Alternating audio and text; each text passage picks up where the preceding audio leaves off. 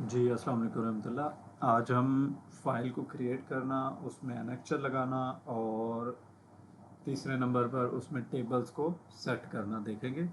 और वीडियो का हम स्टार्ट कर चुके हैं। ये न्यू में जाके फ़ाइल पे क्लिक करने से ये इंटरफेस आता है हमारे सामने और इसमें 4 ऑप्शंस हैं, आप देख सकते हैं। Save draft, general information, documents और नोटिंग। हमें सबसे पहले जो स्टार्ट लेना होता है वो जनरल इन्फॉर्मेशन से लेना होता है, बल्कि हम फाइल क्रिएट करने से पहले हमें पता है कि हम लोग फ़ाइल वर्ड फाइल के अंदर बनाते होते हैं। या तो हमने फ़ाइल वहाँ बनाई होगी या हम यहाँ पे वो फ़ाइल बनाना चाहते हैं।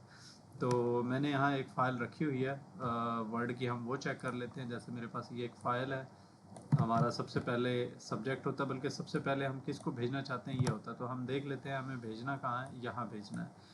फॉरवर्ड टू किससे करना है, हम यहाँ पे सिलेक्ट कर लेते हैं। जो भी ऑफिसर होता है हमने उसको भेजना होता है डेफिनेटली। तो यहाँ पे हम मशहद सलीम हैं, बल्कि हम यहाँ पर सुहेब साहब का नाम सर्च करते हैं। चूँकि मेरे पास एक R&L से रिलेटेड इस वक्त ओपन है, तो मुझे उसी हायरार्की में रहते हुए कोई ऑफिसर सेलेक्ट करना पड़ता है। जैसे मैंने यहाँ पे ये ऑफिसर सेलेक्ट कर लिए, इस लॉगिन के हिसाब से यही ऑफिसर है।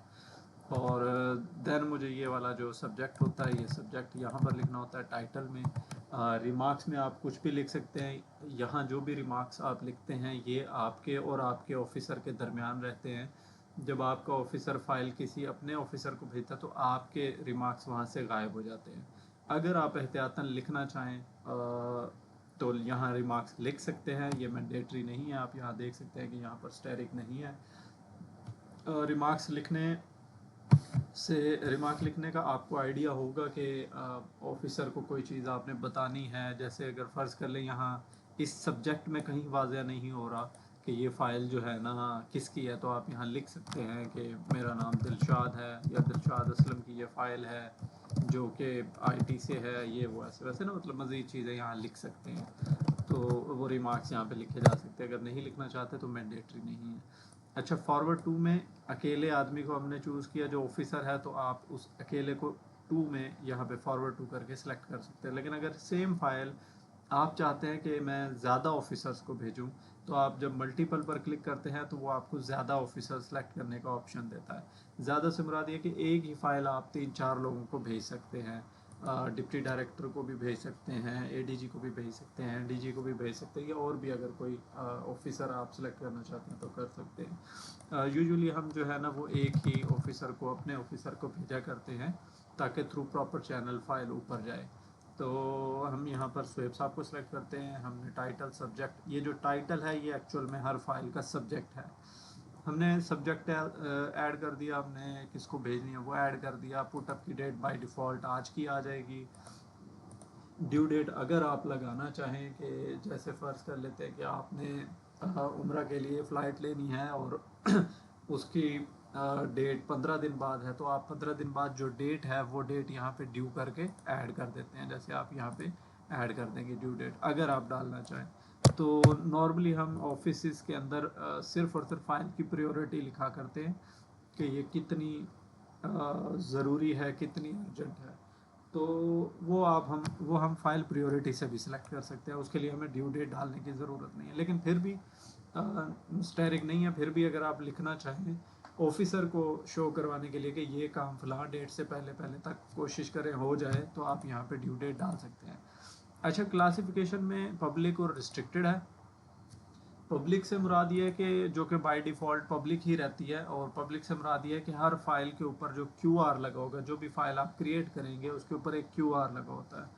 तो वो QR जो है एक्चुअल में कोई स्कैन करे तो उसे फाइल शो होनी चाहिए या नहीं होनी चाहिए, वो यहाँ डिफाइंड है।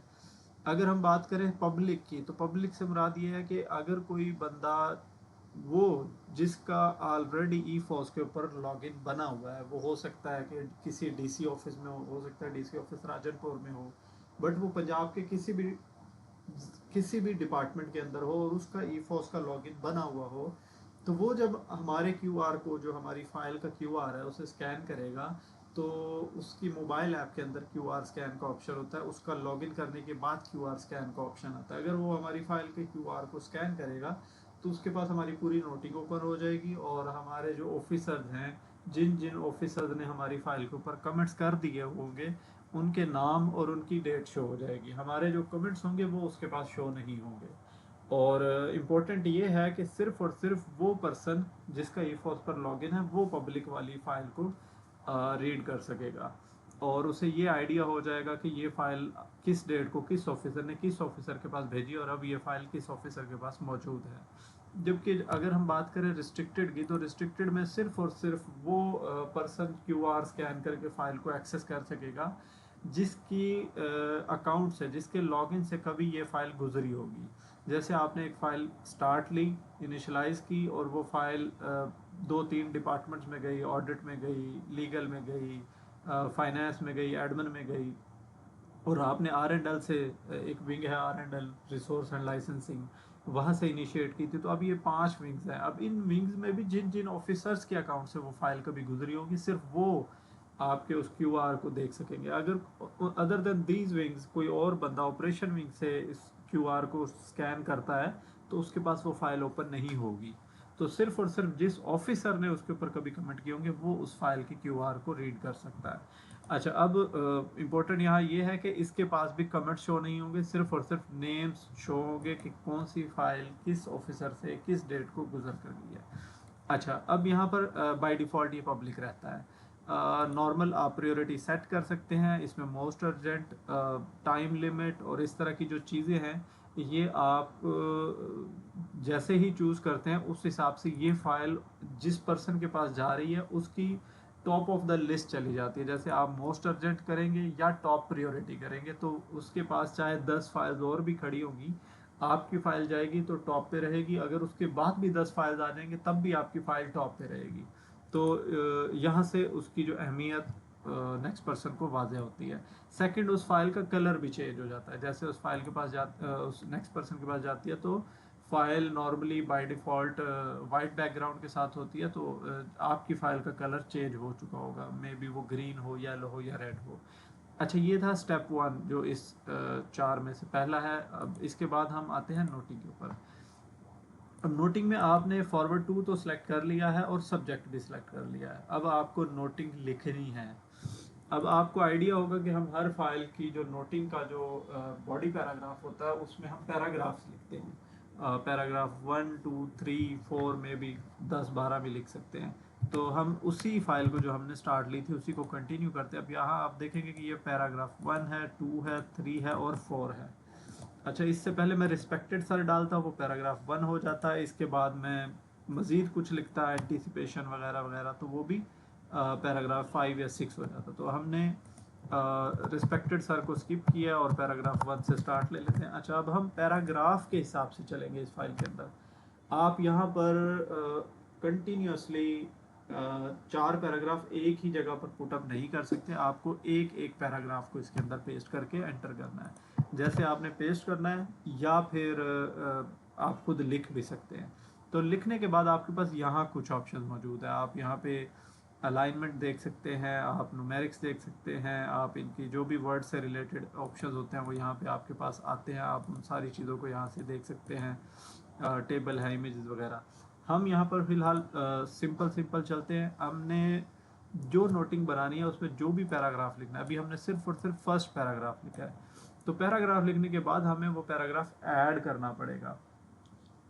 ऐड करना यहाँ बहुत ज़रूरी है। अगर ऐड नहीं करेंगे तो आप यहाँ से अपने नोट को देख भी सकते हैं, प्रिंट भी कर सकते हैं, लेकिन वो कह रहा है एटलीस्ट 1 पैराग्राफ जो है ना आपका एंटर होना चाहिए।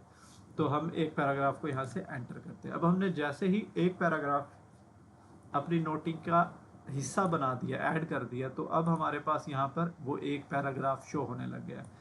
यहाँ पे वो PR जो पैराग्राफ का नंबर है और वो पैराग्राफ, उसको हम एडिट करना चाहते हैं या डिलीट करना चाहते हैं, ये ऑप्शन दे रहा है। तो अब हम इसे प्रिंट करके अगर देखें, प्रिंट पर क्लिक करते हैं, व्यू करने की कोशिश करते हैं इस पैराग्राफ को या इस नोटिंग को जो हमने बनाई है, तो हम देखते हैं कि वो हमें क्या ऑप्शन देता है। इसी तरह हम मल्टीपल पैराग्राफ्स लिख सकते हैं, 2 3 4 जितने मर्जी लिखना चाहें, बट हमें हर बार एक पैराग्राफ को लिखने के बाद ऐड प्लस का जो ये बटन है येलो कलर में, सॉरी ब्लू कलर में with plus button with white in a white shade, white colour. So इसमें हम पैराग्राफ लिखते जाएंगे, ऐड प्लस करते जाएंगे और वो पैराग्राफ्स यहाँ पे कंटेंट के अंदर ऐड होते जाएंगे। और हर बार हम इसको प्रिंट भी करके देख सकते हैं, प्रिंट व्यू करके देख सकते हैं। अच्छा, इसमें ब्लॉक्ड है, हम इसको अलाउ कर लेते हैं। तो हमने जैसे ही प्रिंट किया ये नेक्स्ट टैब के अंदर ओपन हो चुकी है, जो हमने नोटिंग बनाई है।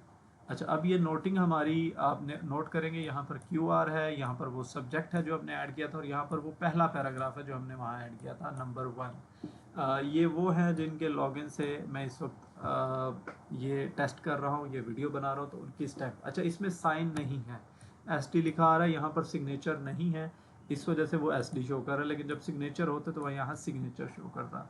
और सेकंड चीज़ आप नोट करेंगे, यहाँ पर 0 लिखा है, QR का जो नंबर है वो अभी फ़िलहाल 0 है। जब तक हम फाइल सबमिट नहीं करते तब तक जो है ये 0 रहता है। और थर्ड पे आपके पास प्रिंट का ऑप्शन है, आप इसको सेव कर सकते हैं, सेव एज PDF करके ऑफिसर को भेज सकते हैं, चेक करवा सकते हैं, प्रूफ रीड करवा सकते हैं, या खुद भी प्रूफ रीड कर सकते हैं, या फ्यूचर के लिए सेव कर सकते हैं, या फिर आप कह सकते हैं कि इसका प्रिंट भी ले सकते हैं रिकॉर्ड के लिए, फाइल्स को भरने के लिए। तो ये व्यू का ऑप्शन था। हम मज़ीद सेकंड थर्ड पैराग्राफ ऐड करने की कोशिश करते हैं। यहाँ से आप देखेंगे हमने सेकंड पैराग्राफ लिखा, लिखने के बाद एंटर किया, या फिर हमने कॉपी पेस्ट करने के बाद यहाँ पे ऐड कर दिया। अब जैसे ही ऐड किया हमारे पास 2 पैराग्राफ हो गए। अब यहाँ पर हम तीसरा भी ऐड कर लेते हैं, हमने थर्ड पैराग्राफ ऐड कर दिया, और ये हमने फोर्थ 1 पैराग्राफ भी ऐड, जितने पैराग्राफ हमने ऐड किए वो सारे यहाँ ऐड हो गए। अब 4 पैराग्राफ ऐड हो चुके हैं, हम इनको वैसे ही दोबारा से सीन कर सकते हैं, व्यू कर सकते हैं, कोई इशू वाली बात नहीं है। जितनी बार मर्जी हम इसको व्यू करें और रीड करें, प्रूफ रीड करें, हम इसको सेव ड्राफ्ट भी कर सकते हैं कि आज भेजने का दिल नहीं है, कल भेज देंगे, वो ऑप्शन हमारे पास यहाँ ऊपर सेव एज ड्राफ्ट का मौजूद है। और ऑफिसर को दिखाना है तो भी। अच्छा, अगर आपको कोई सेकंड फाइल के ऊपर काम करना है तो आप इसे सेव एज ड्राफ्ट करेंगे, ताकि आपकी ये फाइल सेव हो जाए और आप नेक्स्ट फाइल के ऊपर काम कर सकें। अगर आप डायरेक्ट ही यहाँ से न्यू फाइल के ऊपर क्लिक कर देंगे तो आपकी प्रीवियस फाइल जो है वो डिस्कार्ड हो जाएगी। उसे सेव करना ज़रूरी है, आप सेव करेंगे तो वो सेव होगी, आप नहीं करेंगे तो वो सेव नहीं होगी। अच्छा, अब इस तरह से बाज़-औक़ात ये लोड लेता है, आपको आइडिया हो चुका होगा अब तक। PITB ने इस पर मेहनत तो बहुत की है, लेकिन आपको डेडिकेटेड 30 MB का इंटरनेट, बल्कि ही 20 मिनिमम 20 MB का डेडिकेटेड इंटरनेट चाहिए होता है, बट रिकमेंडेड 30 MB पैकेज है आपका। तो अगर आपके पास 30 MB हो तो ये बिल्कुल ठीक चलता है, बाज़ औक़ात उसमें भी लैग करता है, लेकिन अभी आप नोट करें ये बहुत ज़्यादा कर रहा है। तो अच्छा इंटरनेट बड़ा ज़रूरी है इसके लिए। मज़ीद देखते हैं अब इसके ऊपर ये कितना टाइम लेता है। ये हमारी जो नोटिंग थी उसमें हमने जितने भी पैराग्राफ्स लिखे, ऐड किए, वो सारे अब हमें यहाँ शो करेगा। हम इसके ऊपर, ये आ गया है, हम इसके ऊपर मज़ीद अब काम करते हैं। हमने नोटिंग तो बना ली है, अब ये नोटिंग रेडी है, आप यहाँ से देख सकते हैं। इसके ऊपर सिग्नेचर लगे होते, नहीं भी लगे हुए तब भी हम इस फाइल को भेज सकते हैं। तो सिग्नेचर लगे होते तो वो यहाँ शो हो जाते हैं। अब हम इसमें कुछ एडिट करते हैं, जैसे हम यहाँ इसको एडिट करते हैं और एक अनेक्सर लगाने की कोशिश करते हैं। जैसे उसने लिखा है ना कि यहाँ पर जी कॉपी अटैच, अब जाहिर है कॉपी अटैच का मतलब है यहाँ पर कोई अनेक्सर होगा, ठीक है। तो हम इसको कॉपी अटैच एज एनेक्स ए लिख लेते हैं। हम नॉर्मली अनेक्सर लगाते हैं ना, तो हम इसको लिख कर यहाँ से कॉपी करते हैं, और अब अनेक्सर लगाने का जो तरीका है वो देखने लगे हैं। अब आपने नोट किया मैंने यहाँ से एडिट पर क्लिक किया था, जब मैं इसे ऐड करूँगा तो ये वापस यहाँ पर रिफ्लेक्ट हो जाएगा।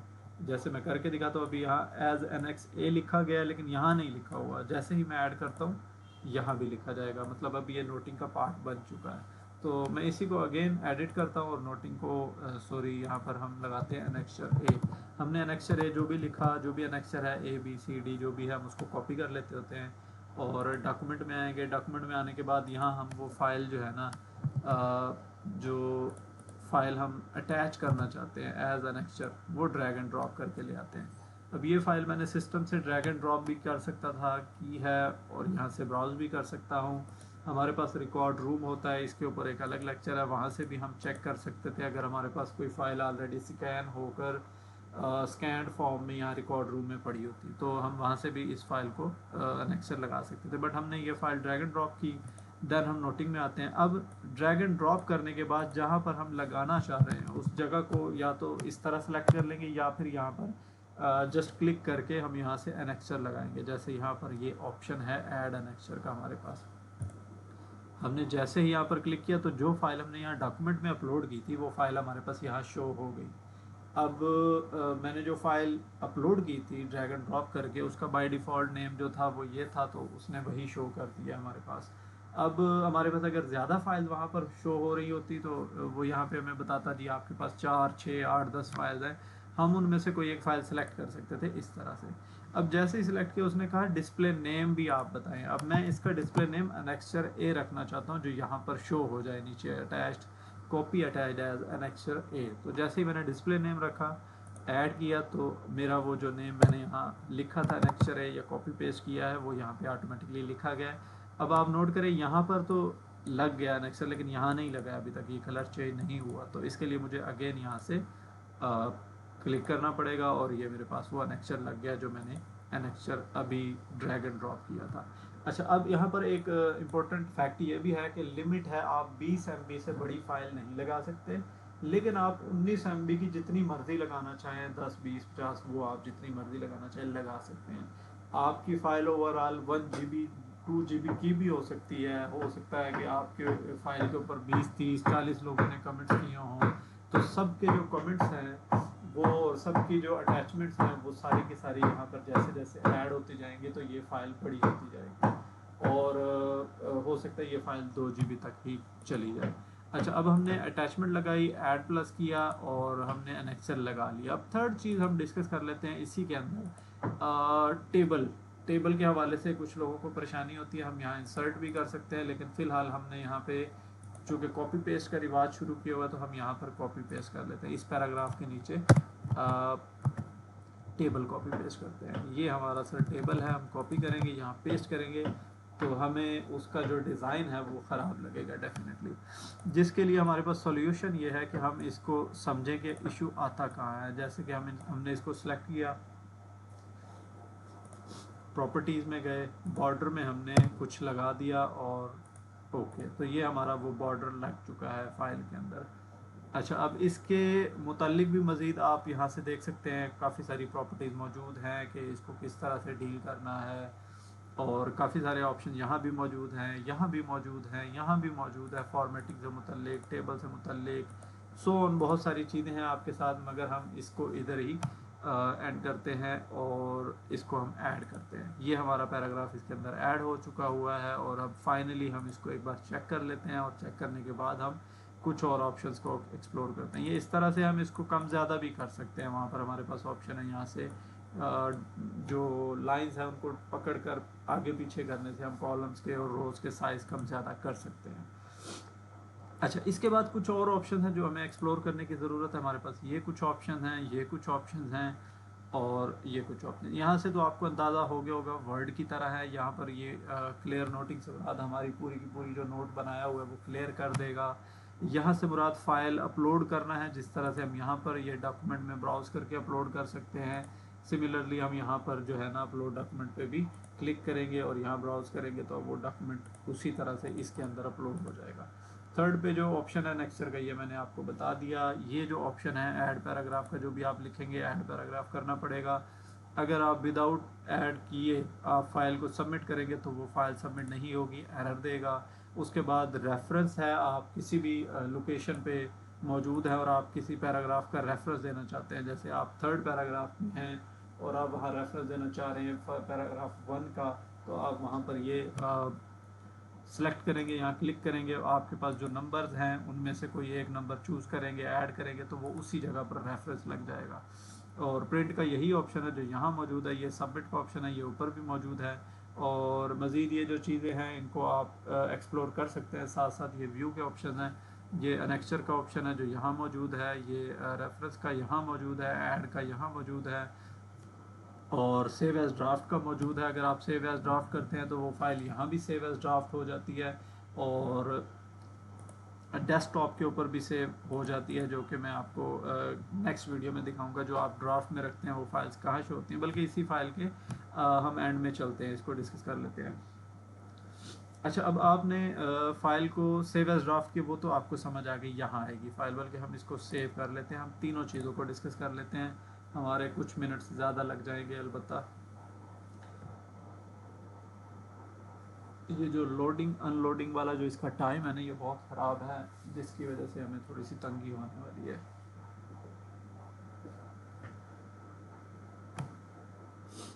अच्छा, बहरहाल मेरे ख्याल है हमें ये पार्ट स्किप करना चाहिए, टाइम बहुत ज़्यादा हो गया। अगर हम सेव एज ड्राफ्ट करते हैं तो फाइल हमारे पास यहाँ भी शो होती है, और जो हमारे डेस्कटॉप पर टैब मौजूद हैं, कार्ड्स मौजूद हैं, उन कार्ड्स के अंदर भी ऑप्शन होता है ड्राफ्ट का। और अगर हम यहाँ रिव्यू कर सबमिट करते हैं, बल्कि हम सबमिट करते हैं, तो ये फ़ाइल हमारे ऑफिसर के पास चली जाती है। मैं देखने की कोशिश करता हूँ यहाँ पर हमारे पास अगर शो हो जाती है फ़ाइल तो।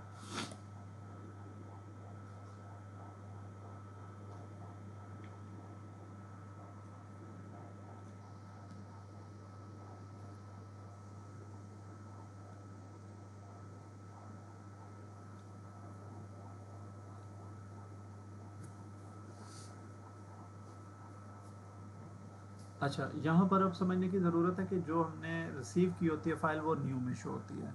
जो हमने रिसीव की हो लेकिन उस फाइल के ऊपर ड्यू डेट लगी हो, जब हम फाइल बना रहे थे तो आपको मैंने बताया था ड्यू डेट का, अगर उस फाइल के ऊपर ड्यू डेट लगी हो और वो ड्यू हो चुकी हो, डेट गुजर चुकी हो, तो वो ओवर ड्यू में आ जाती है फ़ाइल। मतलब फ़ाइल हमें रिसीव हुई लेकिन अब वो उसकी डेट भी ओवर ड्यू हो चुकी है। ड्राफ्ट वही है जो हमने ड्राफ्ट बनाया था। कार्बन कॉपी जो है ये सीसी वाला फॉर्मेट है। असाइंड वो फाइल्स यहाँ शो करेगा जो हमने इस लॉगिन से किसी को भेजी होंगी।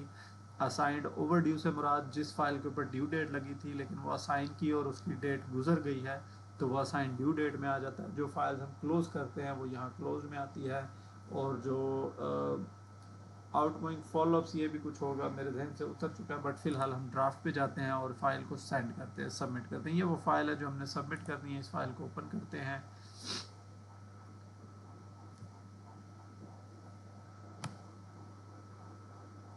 अच्छा, अब जैसे ही हमने फाइल ओपन की, ये ठीक उसी जो हमने डिज़ाइन बनाया हुआ था सेम उसी फॉर्मेट में आ गई।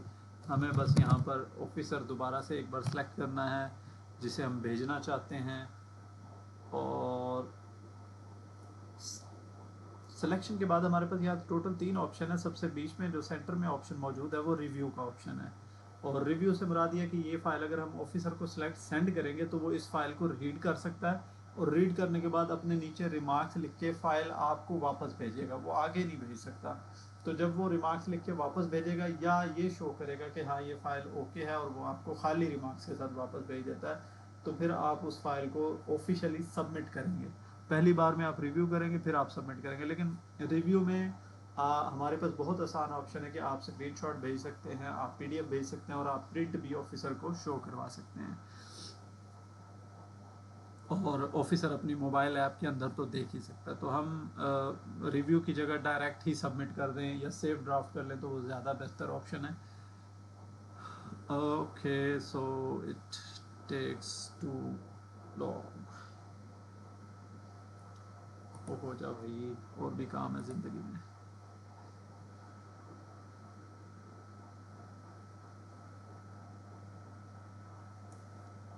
बहुत लंबी हो चुकी है हमारी फाइल, और हम बहुत टाइम वेस्ट कर रहे हैं यहाँ पर।